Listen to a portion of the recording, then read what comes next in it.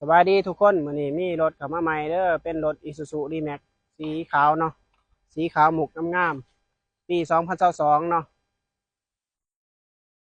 เป็นเกียร์กระปุกใหญ่พ่วงเอกสารครบเดี๋ยวมาเบิ่งหอบคันน้ำกันเพิ่นเบิ่งหอบคันน้ำกัน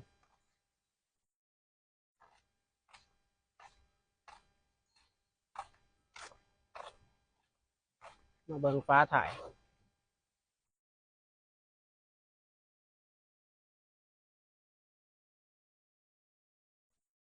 นี่เม็ดอาร์ตทางถ่ายเม็ดอาร์ตยังเดิมๆเนาะเหมืองครัวฟังเหมืองครัวนี่เดิมๆเลยบ่ต่ำบ่ปีนเนาะมีจอกล่องครบ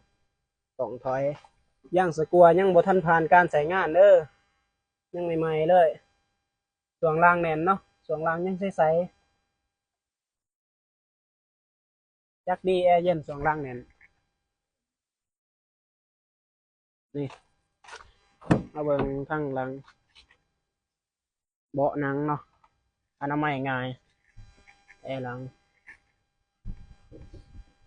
มีอย่างสมีกระแจกระลิกครบเด้อมีบอลวางแขนบอลต่างจอกาแฟเนาะกระดานยังใหม่ๆเลยมีห้อยเปื่อนนึงเนาะจอกล่องครบ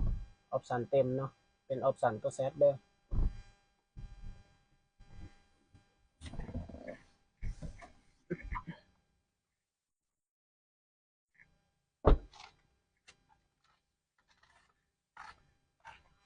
รถเฮายางเป็นปี22เนาะที่บางยางนี่เบิ่งยางปีรถเนาะวันที่4 เดือน 4 2022ย่างตรงกับปีรถเลยย่างมันตรงกับปีรถเลยรถ4ข้างเลยนี่มาเบิ่งข้างหน้าก็เดิมๆเนาะบ่ต่ำบ่ปีนเม็ดอาร์ตยังครบนี่เดิมๆเลยห้องจักรยังใหม่ๆเนาะหัวน็อตหัวยังใสเบิดจักรดีแอร์เย็นสองล่างนั่นนี่หัวน็อตจักรยังใหม่ๆเนาะไม่มีแต่10,000 กิโลเท่านั้นเนาะ12,000 กิโลรถมือสองสภาพเกือบซ้ำมือหนึ่งรถอยู่นครปากเซ่เด้อสำหรับคนใดที่สนใจก็ติดต่อเข้ามาได้เบอร์โทร92737633เนาะรถอยู่นครปากเซ่สำหรับคนใดที่